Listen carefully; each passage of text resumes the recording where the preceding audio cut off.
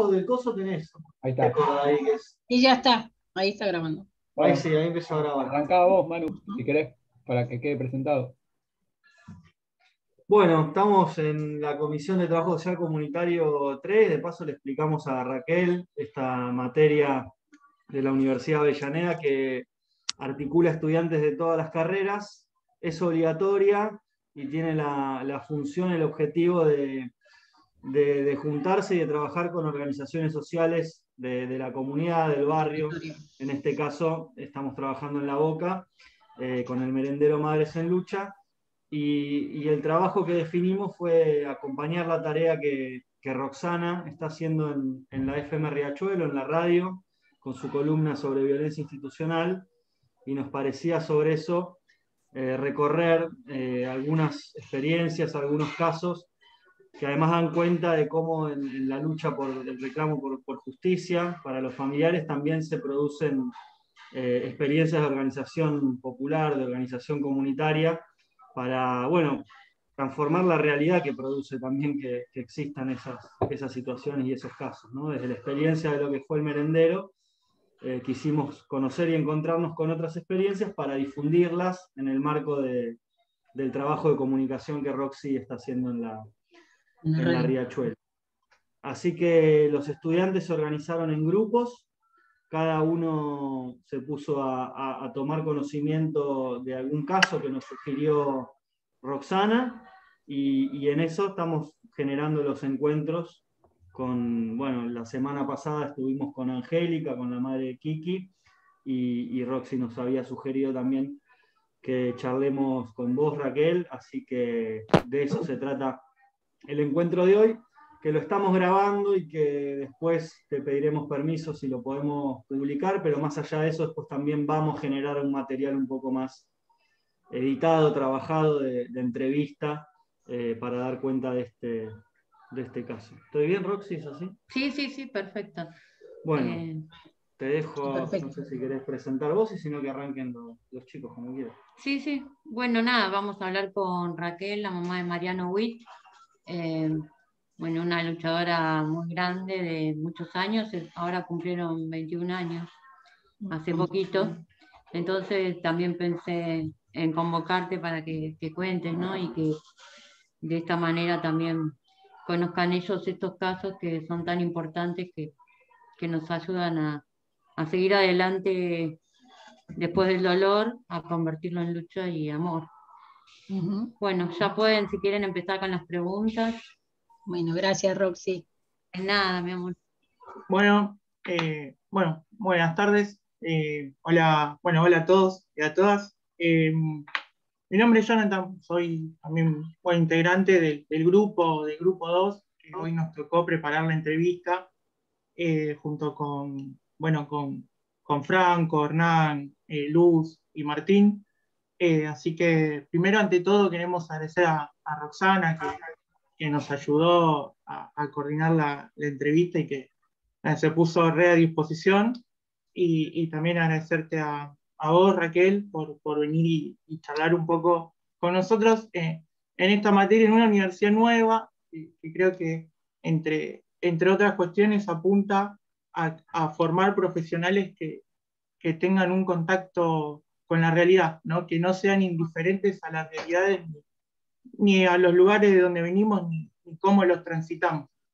Así que en ese sentido, como estudiante, también darte la bienvenida y agradecerte nuevamente por venir y participar de esta charla, a vos y a Roxana, ¿no? Bueno, si querés, como para empezar, si querés hacer una introducción de lo que fue el caso de Mariano, ¿no? Bueno, primero, buenas tardes a todos y a todas. Muchas gracias por la invitación. Gracias, Roxy, gracias, Facundo, y gracias a ustedes.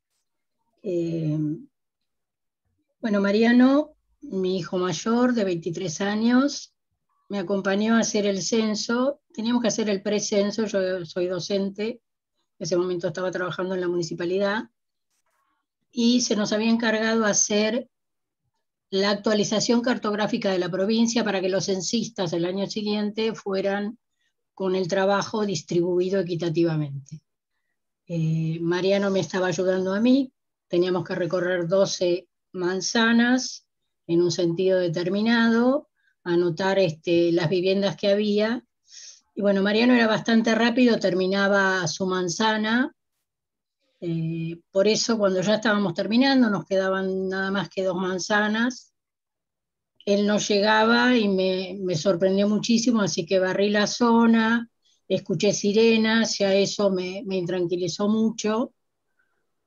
Y no lo encontré, volví a casa, empecé a llamar a los amigos, a la abuela, todo de manera de no levantar sospechas porque no quería preocupar a nadie. Llamé a mi oficina. En mi oficina me dijeron, mirá, hubo un asalto en la zona de al lado, a la tuya, andate a la departamental, que ahí saben lo que pasó. Están investigando ellos. Así que me fui a la departamental, y ahí, después de mucho preguntar, de decir por qué lo buscaba Mariano, que estábamos muy preocupados, me trajeron una guía Filcar para que señalizara en el mapa las manzanas que teníamos y demás, hasta que al final uno de los oficiales que me estaba preguntando me muestra una señora que estaba afuera, que lloraba, lloraba y lloraba, y yo lo miré como diciendo, no la conozco. Me dice, bueno, ella es la mamá del delincuente. Hubo un asalto, hubo heridos graves, hubo rehenes, me dijo. Hubo heridos graves, va a tener que ir a la comisaría de Bécar. Y digo, ¿por qué en Bécar? Si esto ocurrió frente al hipódromo de San Isidro.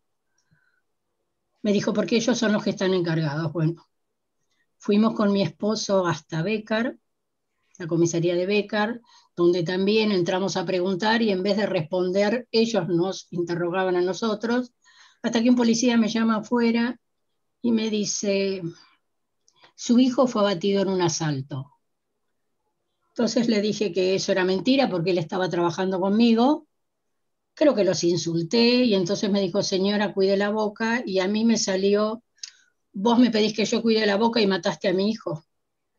Esto sin saberlo, pero bueno, yo había tenido un presentimiento unos meses antes, un mes y medio antes, de que algo le iba a pasar a uno de los varones. Por eso ese día me parece que estaba como preocupada por eso. Bueno, fuimos a la fiscalía con mi marido. No, primero le dijimos que nos lleven a ver el cuerpo de Mariano. Ahí lo vimos a Mariano y había otra persona. Le dijimos que mi marido le dijo que nos lo muestre. No lo conocíamos.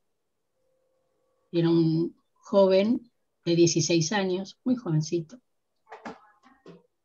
Fuimos a la fiscalía, yo fui la primera que declaré. En un momento la fiscal me dice, tenemos filmaciones de su hijo con armas. Fueron a hacer un asalto express al Banco Itaú. Le digo, mire, usted a mí me puede mostrar miles de fotos, miles de videos, yo sé quién es Mariano. Mariano estaba trabajando conmigo y lo único que tenía era un mapa, un lápiz y una goma. Y ella me dice, sí, tenía una goma de borrar en el bolsillo de atrás, y a mí me llamó la atención.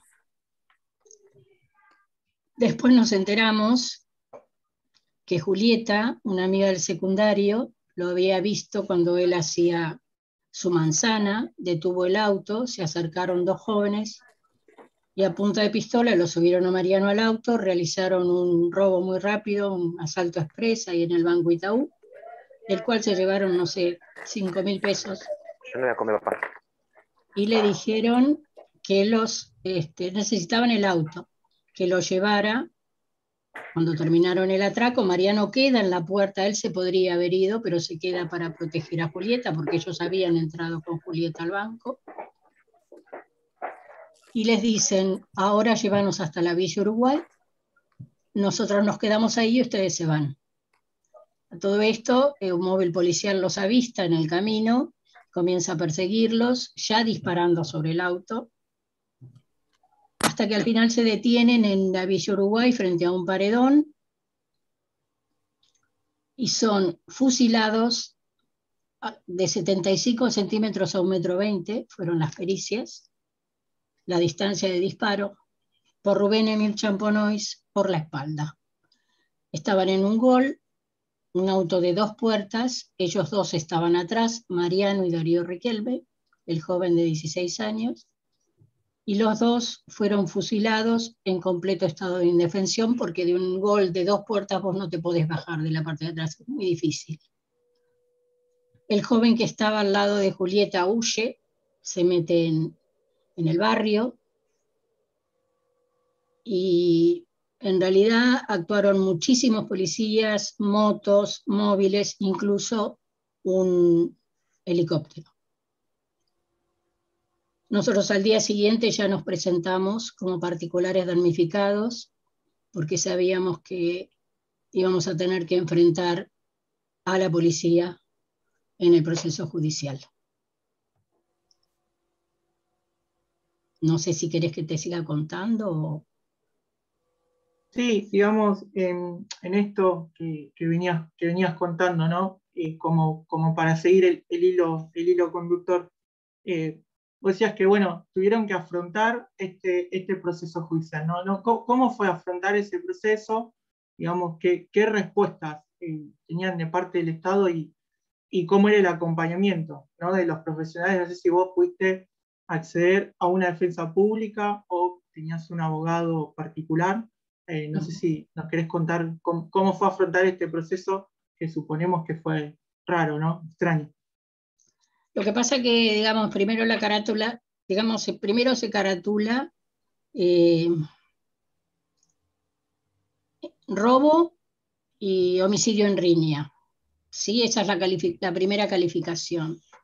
Por lo tanto, como se decía, los policías decían que habían actuado en legítima defensa, o sea que habían recibido una agresión y que la habían respondido, por lo tanto, nosotros lo que pusimos fue no un defensor particular, sino pusimos un defensor particular.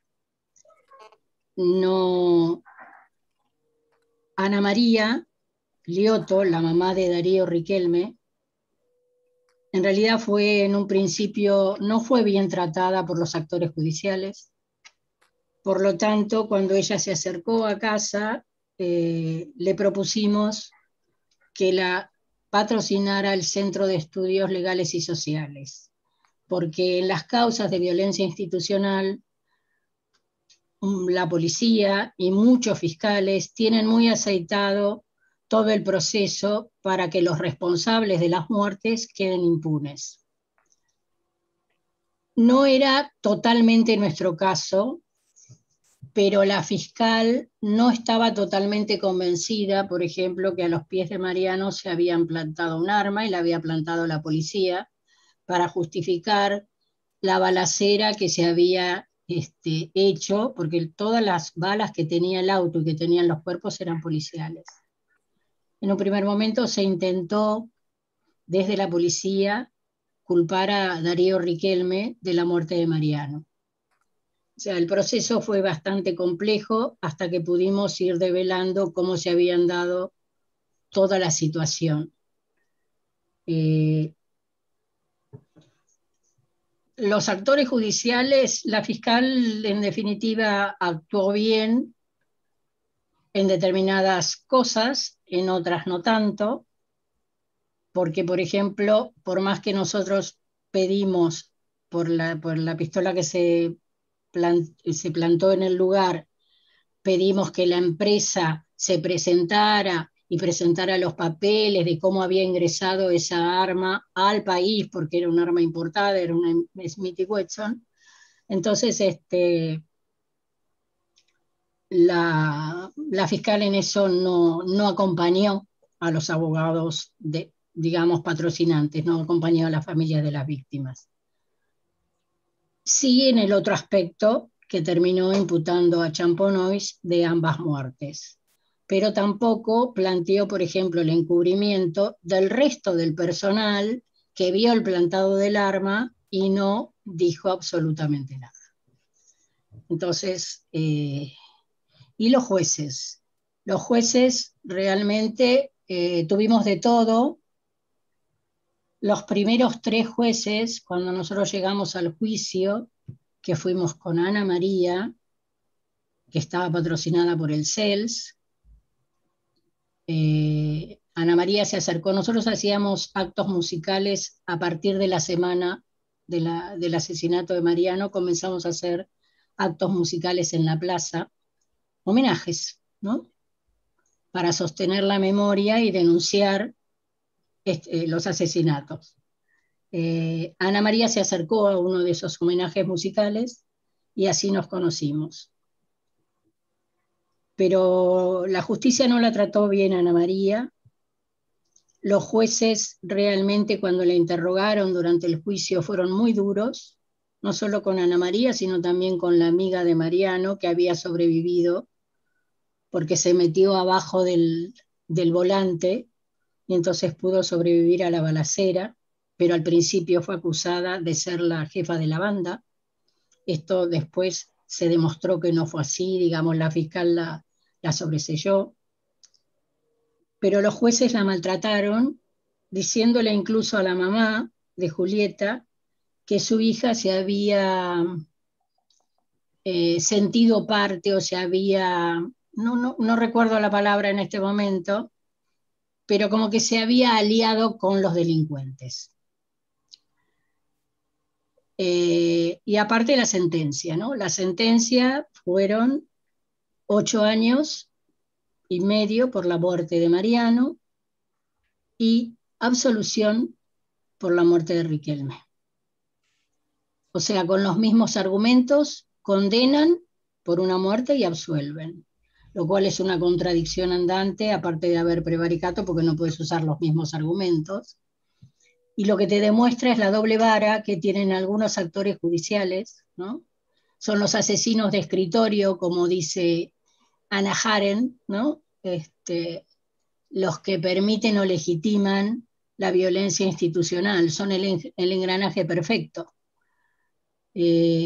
Por supuesto, los jueces que consideraron ahí que las vidas de ambos eran distintas. Un juez llegó a decir que Mariano había estado en el momento equivocado, en el lugar equivocado, y que Darío, bueno, había robado. Entonces, esa es la doble vara, ¿no es cierto?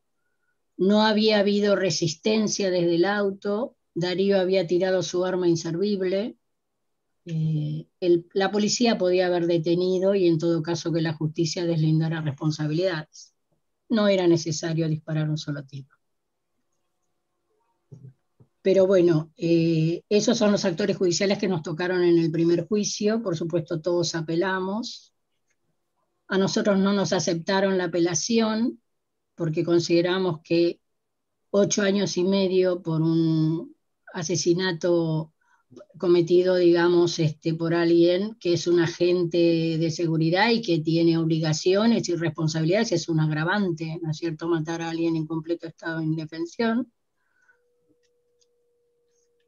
Por eso apelamos, pero en ese momento no se permitía al particular damnificado si tenía condena apelar, así que nos fuimos a la Suprema Corte de Provincia. El CELS quedó con la causa en casación y por suerte los jueces ahí fueron mucho más equitativos, ¿no? Y aplicaron la ley y consideraron que el homicidio de Darío Riquelme fue con intención.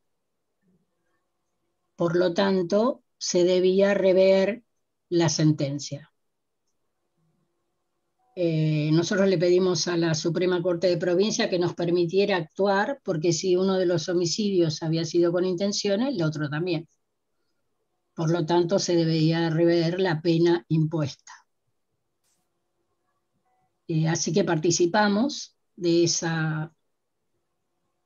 no fue un juicio, en realidad fueron solo los alegatos, pero bueno, los jueces en ese caso pusieron 12 años y 9 meses por los 2 asesinatos. O sea, consideraron que Darío valía la mitad de la vida de Mariano. Yo no me... Sí. No, por favor, sí. Que no me podía quedar con eso, así que decidí apelar. Mi abogada no estaba muy interesada en apelar porque ya íbamos otra vez a casación por segunda vez, pero la verdad que fue una sentencia muy injusta, que no nos parecía digna, por lo tanto apelamos al final a casación, fuimos los únicos que apelamos, y de allí se resolvió una condena de 15 años por el doble asesinato, que era un poco más digna que la condena anterior. Así que de ahí ya no volvimos a apelar más. Siguió apelando, por supuesto, el policía para conseguir una condena menor. Ahí nombrabas cómo conociste a Ana María, ¿no? La mamá de Darío. De Darío. En este sentido, ¿cómo fue, ¿no? ese acercamiento y cómo fue ese proceso, ¿no? de llevar el pedido de justicia de los dos jóvenes que fueron víctimas de la violencia institucional, ¿no? Y si pensaste en algún momento que Darío podía tener algún tipo de responsabilidad por lo que le pasó a Mariana. El proceso fue, nosotros desde un principio dijimos que ninguno de los dos merecía ser fusilado por la espalda. Incluso ni Darío, aunque había cometido un delito. En nuestro país no existe la pena de muerte. No había habido ninguna agresión, salvo el tomarlos como rehenes, pero digamos, no habían sido agredidos de otra manera. Darío inicia, en realidad, la acción, pero el responsable de las muertes es el Estado. El Estado tiene la obligación de resguardar la vida, tiene el deber de cuidado, y podía haber hecho otra cosa. Podían haber detenido y que la justicia definiera. Darío era menor de edad, no se le dio nunca una oportunidad de cambiar su vida, de mejorar, de tener otras opciones. Ana María era una mamá a cargo del hogar, tenía 4 hijos, una vida difícil, era empleada doméstica, y ella se acerca a un homenaje de Mariana un 21 de septiembre en la Plaza de Martínez. Yo ya me había ido, pero estaba mi esposo, y mi esposo fue el primero en darle el pésame, después de 4 meses, que ella se acercó más o menos en marzo del año siguiente. Esto ocurrió en septiembre, bueno, fue más o menos en febrero, marzo, que se acercó. La invitó a casa y ahí ella me decía que no tenía que pelear por su hijo porque andaba en malas juntas. Y ahí le dijimos, no, tenés que pelear por tu hijo, porque bueno, cometió un error. En todo caso, el juez pudo haber decidido otra cosa, pero el policía decidió disparar. Entonces, eso no lo debemos permitir. El Estado tiene que resguardar la vida de las personas, hayan cometido delito o no hayan cometido delito. A la María le costó mucho, primero acercarse, fue valiente de parte de ella, porque en definitiva no sabía con qué se podía encontrar. Y por otro lado le costó mucho ir al juicio, escuchar la sentencia, porque la sociedad te mete que si vos cometiste un delito y te tenés que bancar lo que venga. Y es la sociedad lo que te lo va metiendo, ¿no? Por algo habrá sido, andabas de mala junta, y ¿no? Un poco los jueces en la primera sentencia dicen eso, ¿no? Está bien que mataras a Darío, pero por Mariano te doy un poco de pena, un poco de sanción, ¿no? Un poco de condena. Yo creo que para Ana María fue un proceso mucho más difícil que para nosotros, porque, en fin, nosotros teníamos militancia en los 70, teníamos claro cuál era el papel del Estado. Lo único, digamos, que también nos unió, yo siempre dije, Ana María es una mamá como yo que perdió el hijo, cuando fui cuestionada por algún par o por algún docente, ¿no? no todas las personas entendieron nuestro acercamiento y nuestra presencia juntas en el juicio, ¿no? Las dos familias. Raquel, ahí yo le cedo la palabra ahí a mis compañeros que continúan con la entrevista. ¿Cómo no? Si hay algo que no se entiende, me dicen.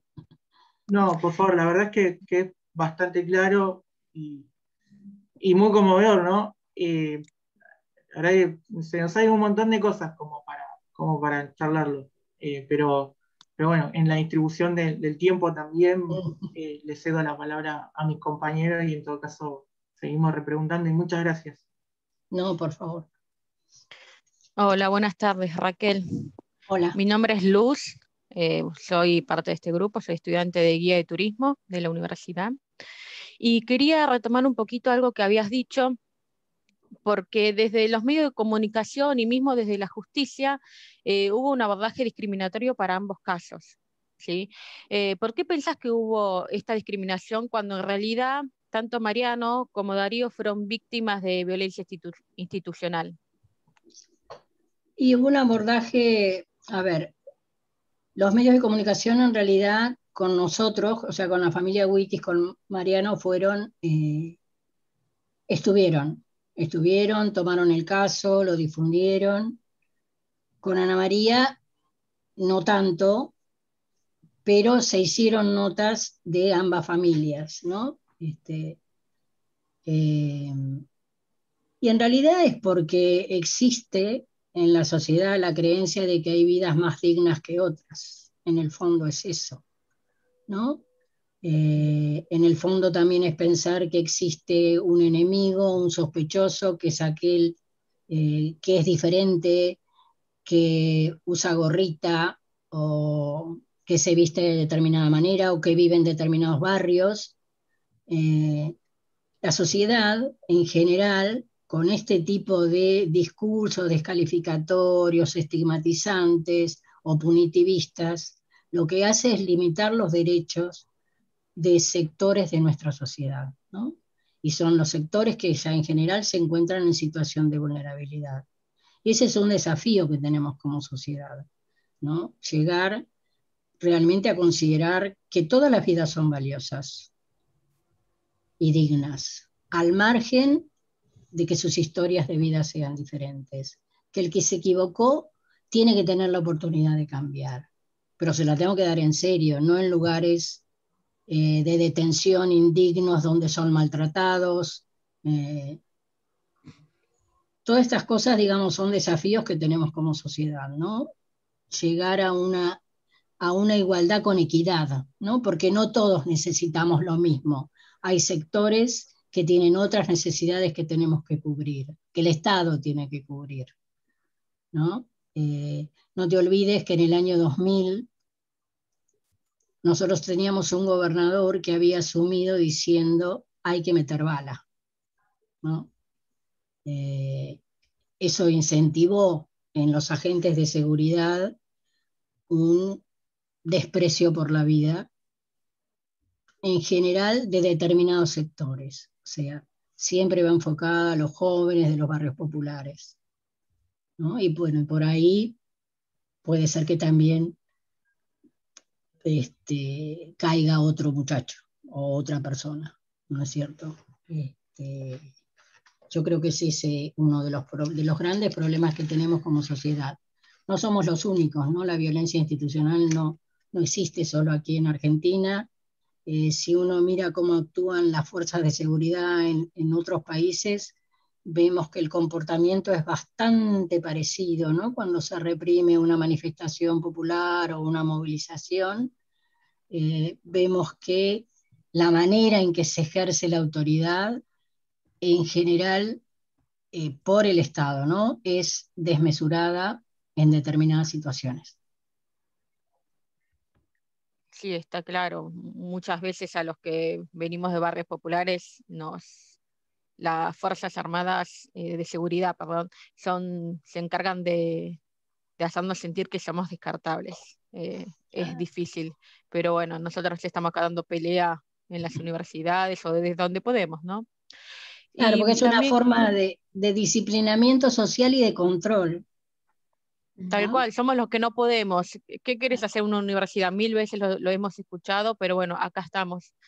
Y somos los que damos batallas en las aulas o en las calles o donde se puede.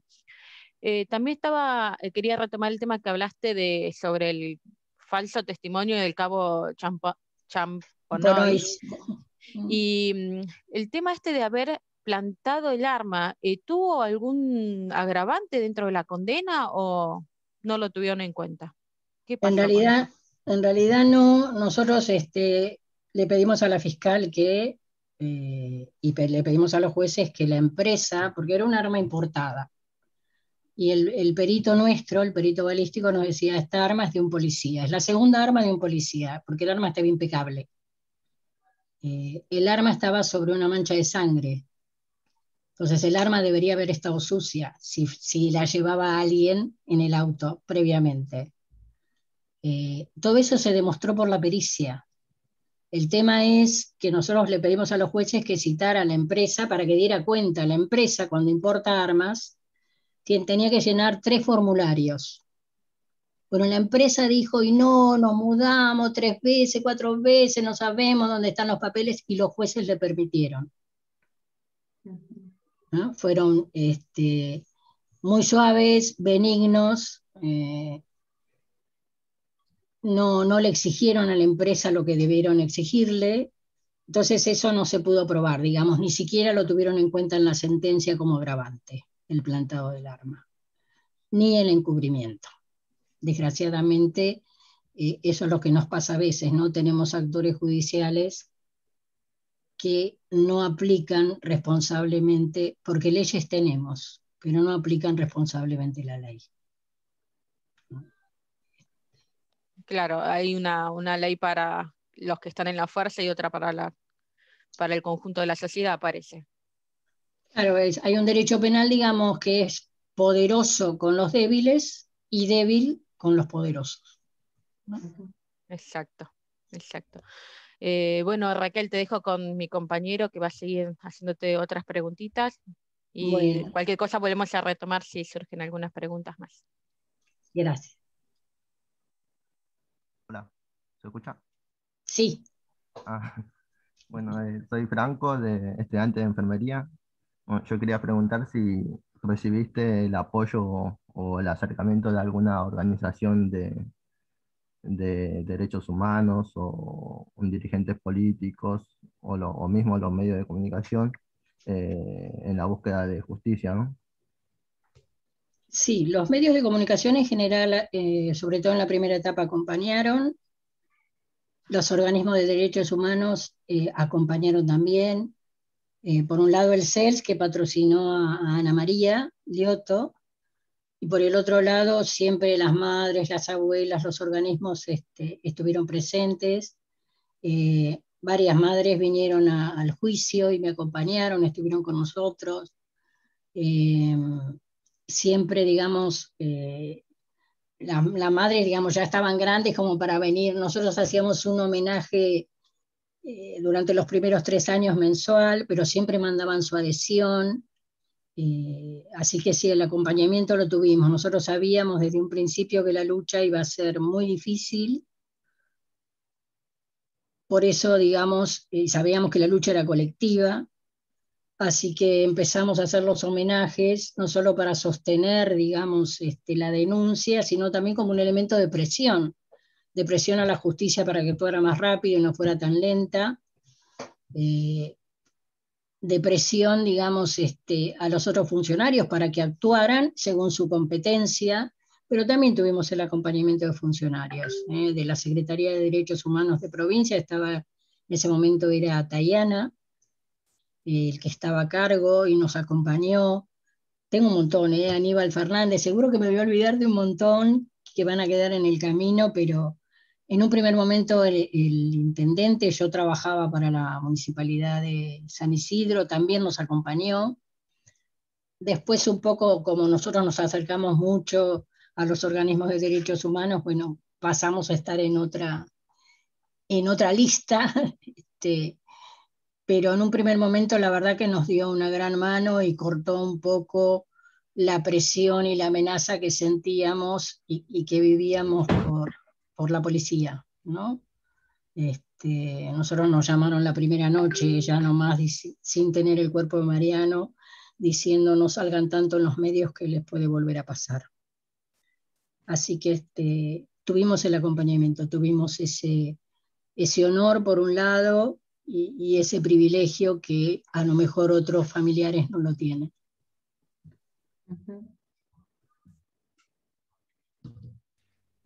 Hola Raquel, ¿qué tal? Mi nombre es Martín, soy estudiante de la carrera de prótesis dental.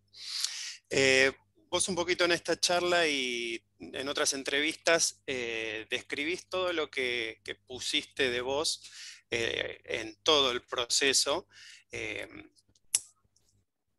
Ya desde el primer día, lo que tuviste que estar encima para que no ensuciaran las cosas en la comisaría, después durante el proceso judicial para conseguir un fallo que sea más justo con las apelaciones, después de la sentencia para que el cabo Champonois cumpla la condena debidamente, porque vos habías comentado que lo estaba cumpliendo en comisaría en vez de estar en una penitenciaría, y aún después cuando él sale en libertad condicional, para impedir que él ocupe un puesto en seguridad privada para que él estaba inhabilitado.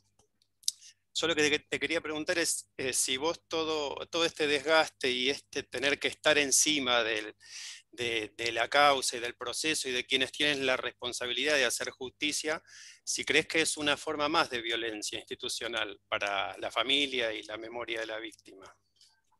En realidad es una nueva victimización que hace el Estado cuando es una vulneración de derechos. Es decir, yo no sé si es violencia institucional, pero sí hay una violación clara de los derechos humanos, porque el Estado omite o no realiza bien su tarea. En realidad es el Estado el que debió haber, por ejemplo, la fiscal nos dijo a nosotros que buscáramos testigos. El familiar no tiene que ir a buscar testigos, lo que tiene que ir a buscar testigos es el Estado, ¿no? Porque es el Estado el que debe probar, es decir, Champonois tiene que probar que no fue culpable en este caso. Yo creo que hay una vulneración evidentemente de los derechos humanos, en este caso, y hay una revictimización de los familiares, pero también es una forma, digamos, todo el impulso que vos le das, si el familiar no está atrás. Los jueces no siempre leen las causas, por ahí las lee el secretario. Yo a un juez llegué a decirle, ¿usted sabe de qué causa estábamos hablando? Porque me estaba hablando de hechos que no estaban en la causa. Se puso loco. Él me estaba contando la versión policial, pero no era eso lo que estaba en la causa. Entonces, si él había hablado con el policía, es una cosa. Pero por eso te digo, los jueces no siempre leen las causas. Entonces es fundamental el papel que tiene la víctima o el familiar de la víctima en los procesos judiciales. Y es una forma también, esto de insistir, de ver a los funcionarios para que hagan lo que tienen que hacer, es una forma también de mejorar las instituciones. Porque hay que exigirle al Estado que cumpla con la competencia que tiene, con las obligaciones que tiene. Hasta que, bueno, llegará un día que tendremos instituciones competentes y que realmente hagan cumplir la ley como corresponde, ¿no? Equitativamente, y no para unos sí y para otros no. No sé si te respondí. Sí, está muy bien. A mí me pasaba que no me acordaba mucho del caso, yo era bastante más chico que ahora en ese momento. Seguro. Y al interiorizarme, todo el tiempo sentía que me parecía hasta incluso muy violento tener que, con todo lo que te tocó pasar a vos, a tu familia, con toda esta situación, tener que estar encima de este proceso y y aún después, ¿no? Claro. Sí, pero sí, quedó muy claro. No sé si tenía una pregunta mi compañero. A mí me gustaría que, si Raquel puedes contar un poquito sobre Mariano, ¿no? De cómo era él y por qué hacían esos conciertos para homenajearlos todos los 21. Bueno, Mariano era músico, era maestro de piano y estudiante de canto, estaba en el tercer año del Conservatorio Nacional López Buchardo. Era un pibe como cualquiera, pero bueno, para nosotros especial, sensible, todos los que son artistas son sensibles. Era amante de la música, pero también del buen humor. Le encantaba nadar, jugar al fútbol. Era un chico como cualquiera y tenía muchísimos grupos musicales. Cantaba en dos coros, en el coro del Polivalente, después fue uno de los que primero estuvo en el coro municipal de jóvenes. Él tocaba el piano. Su sueño era cantar en el Colón, pero tenía grupos de, de rock, de música de caribeña, estaba incursionando en el jazz, también cantaba música lírica, cantaba folclore, es decir, la verdad que sí. Entonces por eso elegimos. Sí, son los músicos, le gustan muchas ramas, de verdad, muy lindo. Por eso elegimos la música como en los homenajes, ¿no? Siempre llamamos a músicos solidarios para acompañarnos, porque pensamos que la música, qué sé yo, saca lo mejor de cada uno, la música te ayuda a levantarte, te ayuda a ponerte al hombro el dolor y seguir adelante. Así que elegimos la música. Y bueno, y durante los primeros 3 años hicimos cada 21 de septiembre, no, perdón, cada 21, o sea, todos los meses, hasta el juicio, hicimos un homenaje por mes, invitando a distintos artistas solidarios, qué sé yo, en uno vino León Gieco, estuvo Copani, Teresa Parodi, Raúl Porchetto, pero también vinieron otros músicos solidarios no tan conocidos, ¿no? Mariano tenía eso, era un tipo muy conocido porque le gustaba el fútbol y era muy dado y muy alegre, así que también tuvimos ese privilegio, ¿no? De contar con los amigos de Mariano, con la familia, con los vecinos, hasta que, bueno, y con muchos familiares de víctimas que fueron los primeros que se acercaron. Me acuerdo que la primera que se acercó fue Miriam Medina y Luis Bordón. Fueron los primeros en venir un día a la semana siguiente que nosotros nos encontramos en el tribunal a tomar un café. Pero después, bueno, nos juntamos con Rosita, con Dolly. Y por último, bueno, yo encontré mi lugar en la Comisión Memoria, Verdad, Justicia de Zona Norte, porque sentía que había una relación entre el terrorismo de Estado y las prácticas de violación de derechos que quedaron enquistadas en las fuerzas de seguridad y en las policías, ¿no? Las policías actuaron muy activamente durante el terrorismo de Estado, y esas prácticas de tortura, de liberación de zonas, de participación en redes de delito, quedaron enquistadas en esas instituciones. Y todavía están. A propósito de eso, Raquel, yo te quería preguntar, ¿qué avances y quizás qué retrocesos vos ves en el periodo de la democracia, del 83 en adelante, puntualmente en lo que tiene que ver, ¿no?, con violencia institucional, pensando que uno sabe que fueron más de 6.000 casos de violencia institucional, que además seguramente eso está subregistrado porque muchos se encubren y es muy difícil obtener ese dato, pero siendo que son muchos los casos, por ahí hubo algún avance, por ahí hubo retrocesos también en distintos momentos. ¿Qué cosas le faltan a esta democracia para empezar a revertir eso? Y hubo avances y retrocesos, ¿no? Durante desde la época de la democracia. Llegamos a hablar de seguridad democrática, pudimos ponerla en agenda a medias, pero bueno, se hablaba de seguridad democrática, de una policía distinta, más cercana en el territorio, más cercana a las personas, donde se identificara con el vecino, donde o sea, persiguiera el delito, pero no resolviera los conflictos con violencia. En la época de Macri todo eso realmente se tiró al tacho de la basura, por decirlo así muy fríamente. Se incentivó la violencia desmesurada en el espacio público, se llegó a felicitar a quien disparaba por la espalda. Realmente hemos vivido cosas muy altibajos, muy, muy, muy feos, ¿no? Los avances creo que ha quedado por un lado la seguridad democrática, eso quedó, ¿no es cierto? Esa visión quedó como de que necesitamos una policía distinta.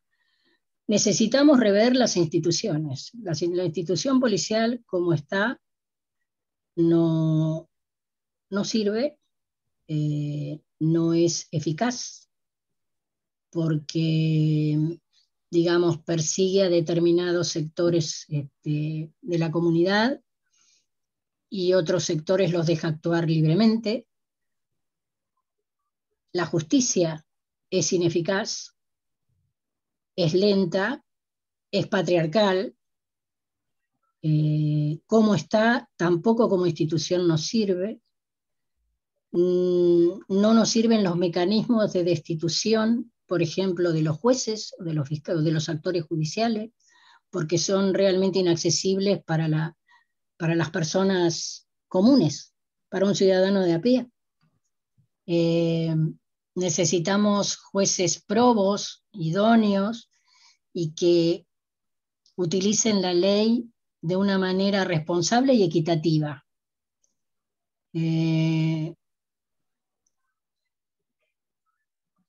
más necesitamos? Necesitamos una policía que esté formada con una formación distinta. Necesitamos, por ejemplo, yo pensaría en que los programas de formación que tengan las policías tienen que estar elaborados con el Ministerio de Seguridad, con la Secretaría de Derechos Humanos y con las cátedras en Derechos Humanos. Los derechos humanos tienen que atravesar todos los contenidos de la carrera, de la formación del policía. Necesitamos que los policías vayan a las universidades públicas, que no tengan universidades especiales. Ellos necesitan sentirse parte del pueblo, necesitan sentirse parte de la comunidad. Necesitamos, por ejemplo, que se termine el estado policial de las 24 horas. Salvaríamos muchas vidas de las personas incluso de los agentes, porque muchos pierden la vida porque actúan las 24 horas sin protección. Para mí el arma tiene que quedar en la dependencia una vez que terminó el trabajo. Ser agente policial es un trabajo. Terminó su trabajo, deja el arma en la dependencia. Y de hecho fue que hay tantos femicidios, ¿no? Con el arma reglamentaria por parte de policías hacia sus mujeres. Por eso que es tan importante, entre otras cosas. Seguro, porque el arma tiene que quedar en la dependencia, digamos. Esto Marcelo Saín lo había conseguido en la policía aeroportuaria, pero es muy difícil conseguirlo en las otras policías. Lo que pasa es que Bullrich, bueno, dio vuelta a todo. Digamos, se echó a perder hasta la policía aeroportuaria, que tenía otra formación, pero bueno, la verdad que los desafíos son muy grandes. Necesitamos, por ejemplo, también una ley de medios, sancionar a aquellos periodistas que mienten, que tergiversan la realidad, que alimentan el odio, porque yo estoy de acuerdo con la libertad de expresión, pero no con el que miente o te persigue o incita a sectores de la población a que realicen prácticas violentas sobre los cuerpos de determinadas personas.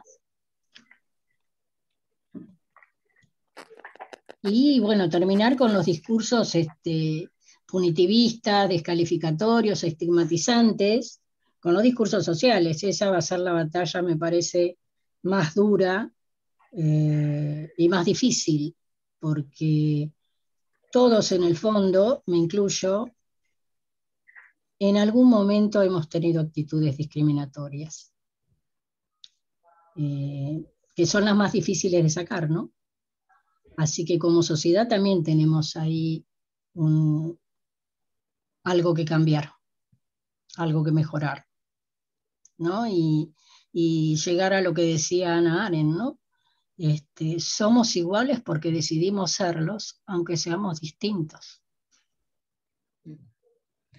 Sí, hermosas palabras. También estábamos pidiendo en esta nueva ley de violencia que se presentó, ¿no? En legislatura, ¿era? No. Sí. Sí, en la En el legislatura. Congreso. Bueno, que ellos, que la policía no tuviese, como siempre tienen, que ves el mismo abogado que está en todas las causas defendiendo a los diferentes policías y que en cierta forma a mí me daba mucha bronca porque yo no conseguía quien me patrocine, quien quiera, a veces como que son casos que no sirven porque no tenés dinero, y bueno, y ellos siempre están bien entrenados, ya enseguida tienen su abogado, tienen sus peritos, y vos no tenés ni para pagar el perito, es muy desigual, ¿no? Claro, La cuestión esta. el Estado lo que tendría que hacer es a aquellas personas, digamos, para que haya un verdadero acceso a la justicia, tendría que aquellas personas que no tienen los medios económicos para tener un abogado, permitirle, darle el patrocinio gratuito. Por ejemplo, no sé si con una defensoría, eso lo había hecho un defensor oficial, atendía los casos de violencia institucional, los casos de gatillo fácil. Esa fue una lucha que dio él en San Nicolás, pero había conseguido que la Defensoría Oficial representara a las víctimas de violencia institucional. Yo creo que el Estado eso lo tiene que hacer para realmente tener un acceso a la justicia y ser equitativo. Me parece además que hay que fortalecer las áreas para atención a la víctima. Y en el caso, como vos decías, la sanción administrativa que le corresponde a la gente cuando, digamos, tiene un mal desempeño, no tiene que ir atada, o cuando se está investigando, qué fue lo que hizo, no tiene que ir atada al proceso penal. Porque, digamos, si yo, por ejemplo, soy docente y golpeo a los niños, está bien, van a realizar una investigación, pero no pueden dejarme al frente de niños para que siga pegando.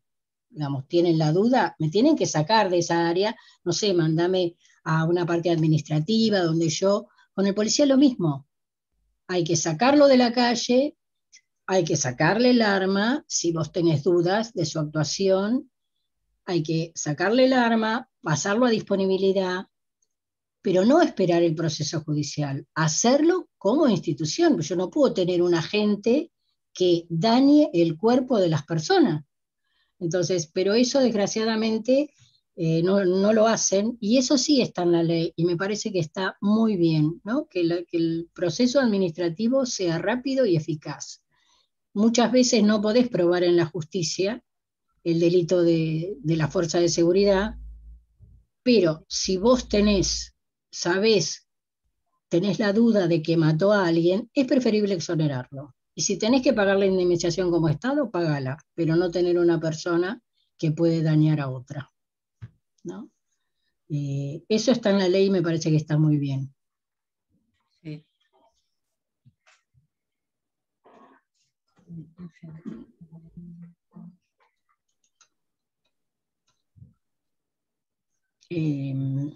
Ahí, Raquel, vos Sí. hablabas un poco, ¿no?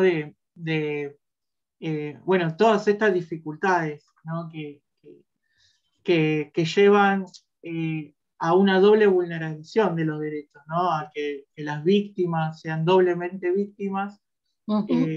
Y en este sentido, ¿no? ¿Qué les dirías a los familiares o a las mismas víctimas que sufren violencia institucional en la actualidad? Sabemos que lamentablemente todavía es algo que pasa, es algo que como democracia no hemos podido solucionar. Creo que a pesar de que hubo gobiernos que la afrontan, ¿no? De manera distinta y que se paran desde otro lado también como para tratar de que no vuelva a pasar, pero bueno, lamentablemente las circunstancias hacen que siga pasando porque llevan otro tipo de problemáticas, ¿no? Pero, ¿qué le dirías a esas víctimas y a esos familiares que también pasaron y pasan lamentablemente por esta situación? Mira, por un lado, el tema es complejo y no hemos podido superarlo en tantos años de democracia porque son muchísimos los actores que sostienen o que son parte de la violencia institucional. Me parece que eso lo tenemos que tener todos claro. Y a un familiar le diría que no baje los brazos, porque en realidad cuando te pasan estas cosas, uno tiene que volver a armar su vida y su familia con esa ausencia, pero que no baje los brazos, porque uno puede quedarse en su casa y morirse de a poco, o salir y luchar para cambiar las condiciones que hicieron posible que tu hijo ya no esté, o tu hija. Y que me parece que ese es un camino sanador, ¿no es cierto? Porque ayudo a otros, pero me estoy sanando también un poco a mí.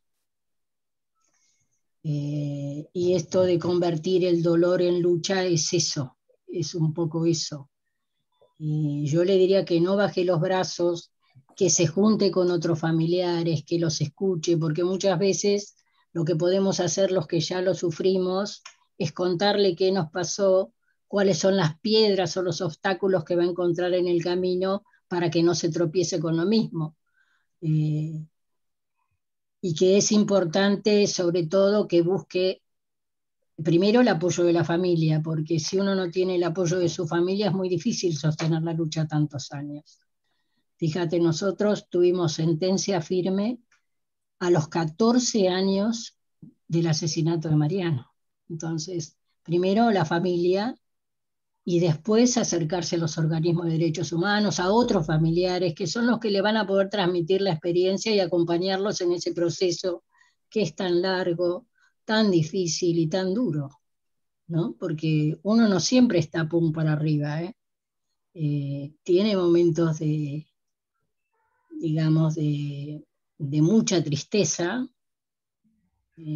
pero bueno, hay que superarlo, y hay que superarlos porque, y es a través del amor y sin violencia, porque ya sabemos lo que significa el odio y la violencia, porque ya la vivimos con la muerte y el asesinato de nuestro hijo, ¿no? O de nuestra hija.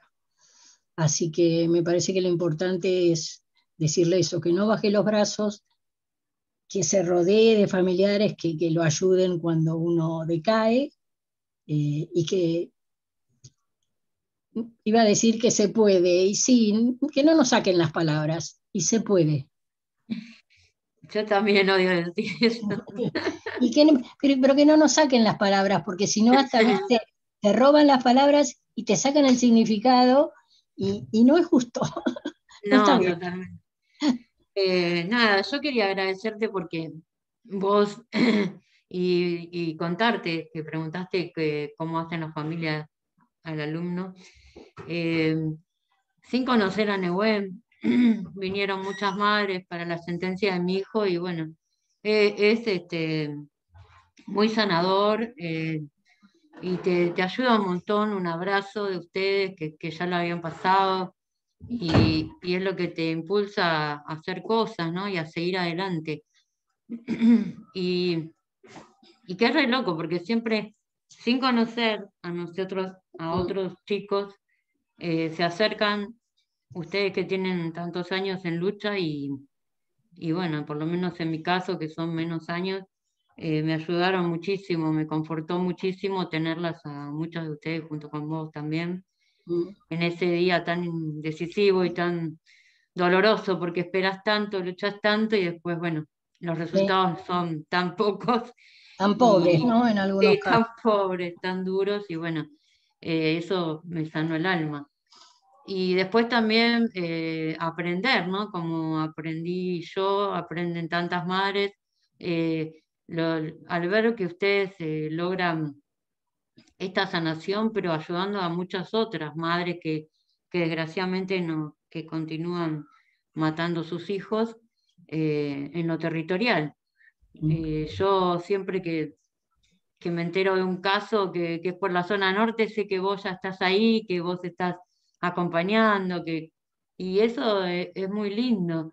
Y también conozco que hay muchas madres en distintos lugares que podés, que van a estar acompañando cada una de su territorio cuando pasan estos hechos tan horribles, y eso es muy importante, creo que es hermoso.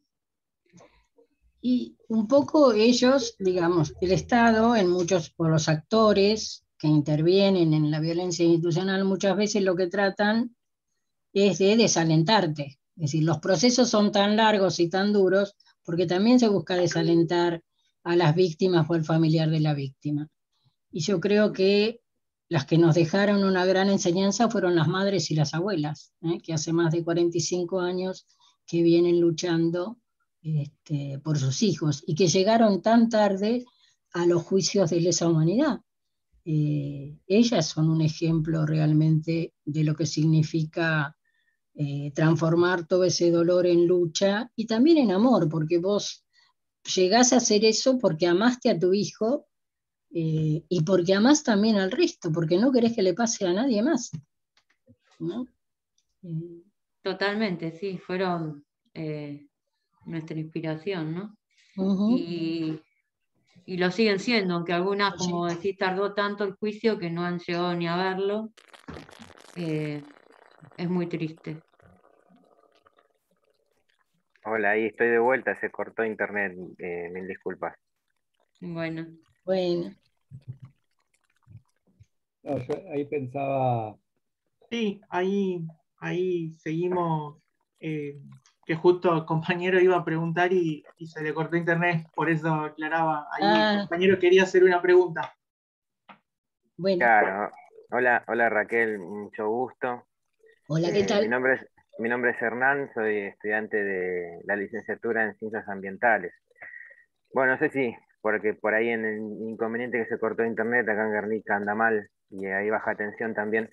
No sé si te preguntaban los chicos, pero bueno, te pregunto, con respecto a Mariano, ¿sí? ¿Cómo era? ¿Sí? ¿De qué nos perdimos? ¿Y cómo lo recuerdan hoy? Claro, sí. ¿Cómo lo recuerdan hoy en tu casa? Sus compañeros. Yo leí algo de él cuando estuve investigando y me pareció muy linda su vida. Y bueno, más que nada eso quería consultarte. Sí, fue corta, pero fue intensa. Él amaba la música y quería cantar en el Colón, pero cantaba, qué sé yo, música caribeña, rock pesado, rock liviano, todo tipo de rock. Se estaba acercando al jazz. Y era un tipo muy familiero.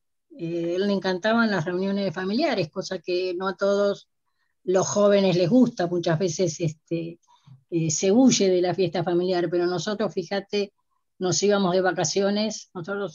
Mariano era el mayor, pero tengo a Fernando y a Celeste, pero nos íbamos los 5 juntos de vacaciones, todavía hasta cuando él tenía 22 años. Justo con los 23, viste, había venido la malaria y no pudimos salir, pero así que era, qué sé yo. ¿Y cómo lo recordamos? Mira, lo recordamos con tristeza y alegría. Con tristeza porque no está, pero con alegría porque él era un cascabel, ¿no? Era capaz de plantarte una sonrisa en la cara aunque no tuvieras ganas. Los amigos me decían, yo no podía estar ni 5 minutos enojado con Mariano, porque ya salía con una de las de él y entonces largaban la carcajada. Así que así era Mariano. Claro. Bueno, eso como para que quede un poquito más en claro de... Ay, se le cortó, pobre. Yo lo que quería agregar era algo, ¿no? Que cuando me decían qué necesitamos, y necesitamos también una sociedad que no reivindique la dictadura militar, que no reivindique el abuso policial, ni la mano dura, y que no reivindique la violencia como una forma de resolver los conflictos, ¿no? Y terminar con los discursos sociales y mediáticos que limitan los derechos de ciertos sectores de nuestra población, ¿no? Así que la tarea es ardua y otros tendrán que tomar la posta para este desafío, ¿no? Es un tema, ¿no? Muy complejo. Muy bien. Muy complejo.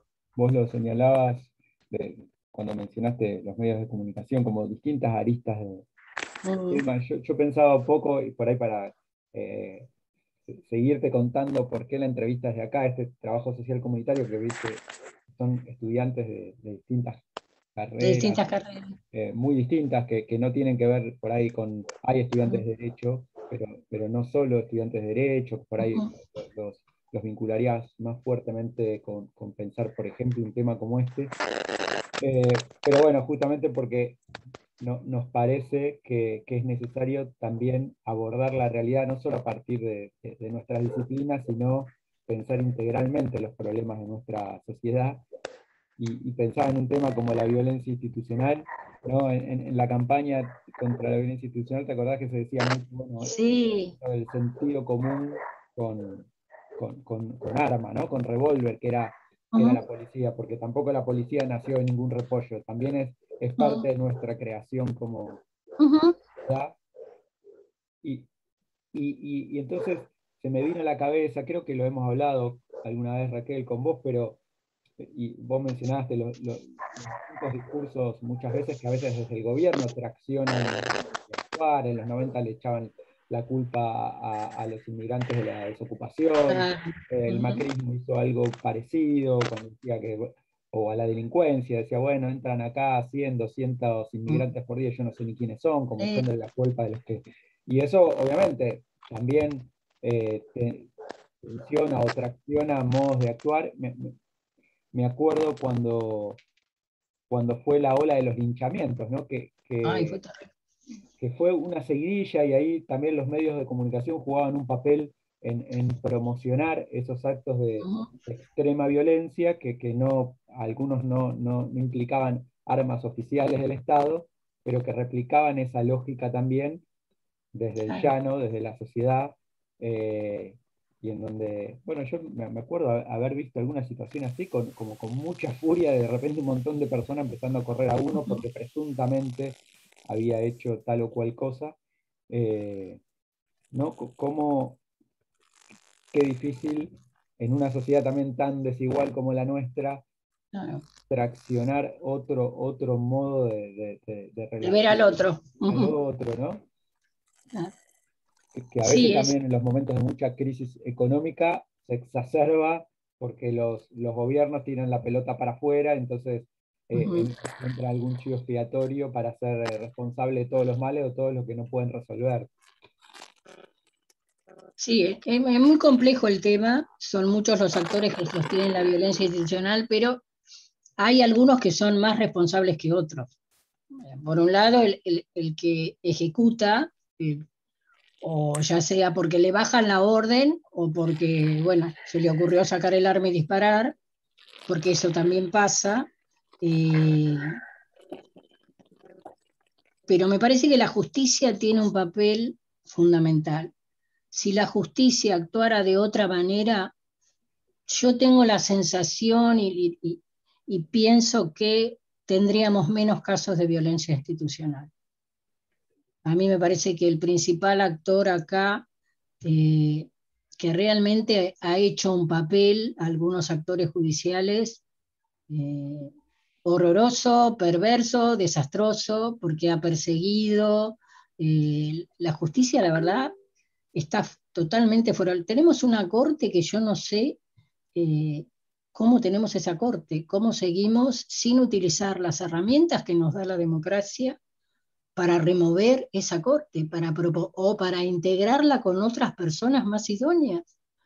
Y uno dice, utilizar las herramientas que nos da la democracia, empecemos a hacer juicio político a aquellos jueces que tienen mal desempeño. Pero bueno, también es parte de la situación de hoy. Hoy tenemos, qué sé yo, una oposición muy ciega, muy obcecada, muy fundamentalista, con la cual ni siquiera podés debatir. Entonces hay muchas cosas que se hacen cuesta arriba, pero yo sigo insistiendo, yo creo que la Corte hay que hacerle juicio político.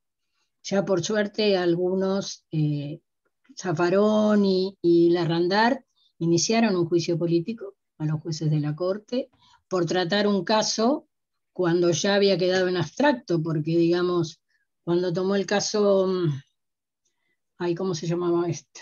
Espera. El caso de Larreta, ¿no es cierto?, respecto de las clases presenciales. Cuando la Corte saca el fallo, ya había quedado en abstracto porque el decreto había terminado. Esos jueces hicieron mal desempeño. Punto. Yo no puedo tener el tribunal máximo del país con ese tipo de jueces. No puedo tener jueces que no resuelvan desde hace años la causa de Florial Avellaneda, el joven que fue secuestrado, torturado, tirado al río. Tiene que resolver la Corte. No puedo tener una Corte que tuvo presa a una persona inocente durante 11 años. Que la chica salió y al poco tiempo se suicidó. No puedo tener una Corte que no resuelva el caso de Milagro Sala. Yo, la verdad, si me dejaran a mí, creo que sacaría muchísimos jueces, ¿viste? Pero ojo, con fundamento, no a cualquiera, no una casa de brujas. Los jueces realmente tendrían que ser evaluados, primero tendrían que ser evaluados no solo psíquicamente, sino también sus saberes, ¿no? O sea, pedirle actualizaciones, como se le pide a cualquier otro empleado. Vos te tenés que actualizar en tu profesión. Bueno, los jueces también. Tenés que tener alguien que tiene una responsabilidad sobre la vida y la libertad de las personas. Tiene que tener una evaluación psicológica durante, digamos, cada tanto. Porque son responsabilidades muy grandes. Yo no puedo tener personas que no estén a la altura. Sí. Sí, a la altura, o con todos los patitos en fila, diría Aníbal, ¿no? Sí.